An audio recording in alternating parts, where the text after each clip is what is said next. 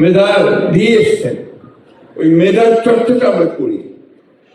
আমরা ওইভাবে মেরিটোক্রেসিকে সাথে প্রাধান্য দিই, দিয়ে আমরা এগিয়ে। আর সেখানে আমরা বিশেষ করে বিশ্ববিদ্যালয়গুলোকে আমরা দয়া করে দলবাজি করে এখানে মেধা দিয়ে শিক্ষক রিক্রুট করেন, মেধার ভিত্তিতে ছাত্র রিক্রুট করেন। আর ছাত্র রাজনীতি যদি আপনার সত্যিকার অর্থে ছাত্র রাজনীতির মতো না হয়, তাহলে সেটাকেও নিয়ন্ত্রণ করার চেষ্টা করেন, নাহলে এই জাতি বাঁচবে না, টিকবে না। আমি নিজে ছাত্র রাজনীতি করা মানুষ, আমার রাজনীতির চেতনার সৃষ্টি হয়েছে আমার ছাত্র রাজনীতি থেকে।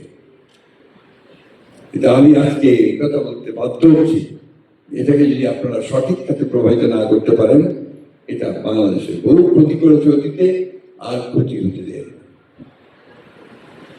আমি শেষ করবো, একেবারেই হয়নি, কারণ এটা কোনো নজির নেই। নির্বাচন হবে, পার্লামেন্ট গঠন করবে, পার্লামেন্ট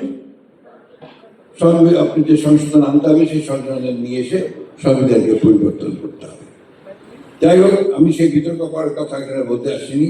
আমি যেটা বলতে এসেছি আপনাদের কাছে, যারা জিয়া পরিষদ সদস্য আছেন, যারা জিয়া পরিষদ করছেন, এই বিষয়গুলো আপনাদেরকেও প্রচার করতে হবে। তার জন্য আপনাদেরকেও ওয়ার্কশপ করতে হবে। আপনারা জেনে যেন আপনাদের সদস্য বা বিশ্ববিদ্যালয়গুলোতে এটা নিয়ে কাজ করতে পারেন। কারণ একটা ভুল ধারণা দেওয়া হচ্ছে জনগণের মধ্যে, বিশেষ করে আপনাদের ওই সোশ্যাল মিডিয়ার মধ্যে, যে বিএনপি সংস্কার মানে না। বিএনপি তো সংস্কারের জনক। 1975 সালে শহীদ প্রেসিডেন্ট জিয়া রহমানই একদলীয় শাসন ব্যবস্থাকে বাদ দিয়ে বহুদলীয় গণতন্ত্র নিয়ে এসেছিলেন। তিনি জনগণের স্বাধীনতা, বাক স্বাধীনতা ফিরিয়ে দিয়েছিলেন। তিনি প্রেস ফ্রিডম দিয়েছিলেন, বিচার বিভাগের স্বাধীনতা দিয়েছিলেন। সেগুলো তো তখন সবচেয়ে বড় সংস্কার ছিল। পরবর্তীকালে দেশনেত্রী বেগম খালেদা জিয়া তিনি পার্লামেন্টারি ফর্ম অফ গভর্নমেন্ট নিয়ে এসেছেন, প্রেসিডেন্সিয়াল ফর্ম অফ গভর্নমেন্ট। এগুলো সংস্কার নয়, এগুলো অনেক বড় সংস্কার। তারপরে কেয়ারটেকার গভর্নমেন্ট, আমরা প্রথমে রাজি হইনি বিভিন্ন কারণে, পরে আমরা দেখেছি যে জনমত এটা চায়, আমরা রাজি হয়েছি, এবং নির্বাচন করে স্পেশাল অধিবেশন করে, সারা অধিবেশন করে আমরা এই কেয়ারটেকার গভর্নমেন্ট যে আদেশ, যে বিধান, সেটা আমরা সব কনস্টিটিউশনের সঙ্গে নিবিষ্ট করেছিলাম। ভাইয়েরা, এরা সম্পূর্ণ মানুষকে ভুল বোঝানোর চেষ্টা করছে, আন্দোলন করছে। এখন আপনার জামাতের নেতৃত্বে 11 দল, তারা এটার উপরে আন্দোলন করছে। উদ্দেশ্যটা কি? উদ্দেশ্যটা আবার বাংলাদেশকে ডিজিটালাইজ করা, অস্থিতিশীলতার দিকে নিয়ে যাওয়া।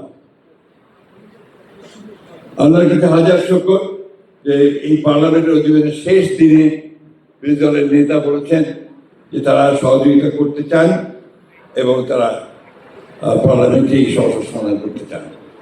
আমাদের মাননীয় আইনমন্ত্রী তিনি আপনার একটা প্রস্তাব দিয়েছেন যে আসুন আমরা একটা সংবিধানের উপরে যে সংশোধন করব, তার জন্য একটা পার্লামেন্টারি কমিটি তৈরি করি। এই সাধারণ পানি কমিটির প্রস্তাব ওদের দিয়েছেন। বিরোধী দল বলেছে তারা চিন্তা করে জানাবে।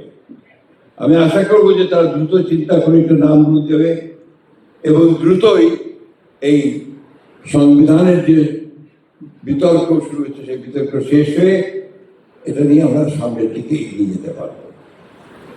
আমরা এখন আর এফোর্ট করতে পারি না, আমরা বিভাজন এফোর্ট করতে পারি না, আমরা এখন এই অযথা তর্ক বিতর্ক এফোর্ট করতে পারি না। আমাদের লক্ষ্য এখন একমাত্র হওয়া উচিত যে আমাদের অর্থনীতি যেটাকে ধ্বংস করে দিয়ে গেছে ফ্যাসিস্ট আওয়ামী হাসিনা, কিচ্ছু নেই অর্থনীতির। আপনার লক্ষ লক্ষ কোটি টাকা দিলাম, আপনারা জানেন সবাই, আমার কি কম জানেন না, 80 লক্ষ কোটি টাকা দিলাম আমাদের। কোনো দিকে যাওয়া যায় না, কাজ যে করবেন সে কাজের টাকা কোথাও নেই, সব অচল হয়ে আছে। আজকে এই অবস্থা থেকে যদি আমাকে বেরিয়ে আসতে হয়, তাহলে আমাদের সবচেয়ে বড় দরকার হবে জাতীয় ঐক্য, যেটা শহীদ প্রেসিডেন্ট জিয়া রহমান সাহেব একসঙ্গে সবসময় কথাটাই বলতেন। বেগম খালেদা জিয়া ওই কথা বলেছেন, আজকে আমাদের নেতা তারেক রহমান তিনি একই কথা বলছেন, বারবার বলছেন। আমাদের সৌভাগ্য যে আমরা ওই আপনারা যাই বলেন যেভাবে চিহ্নিত করেন, পারিবারিক বলেন আর যাই বলেন, কিন্তু এটা তো বাস্তব কথা যে নেতা হিসেবে জনগণের কাছে গ্রহণযোগ্য তো হয়েছে এরাই। অগ্রযাত্রা প্রতিদিন নির্ভীক প্রত্যয়ে উজ্জীবিত।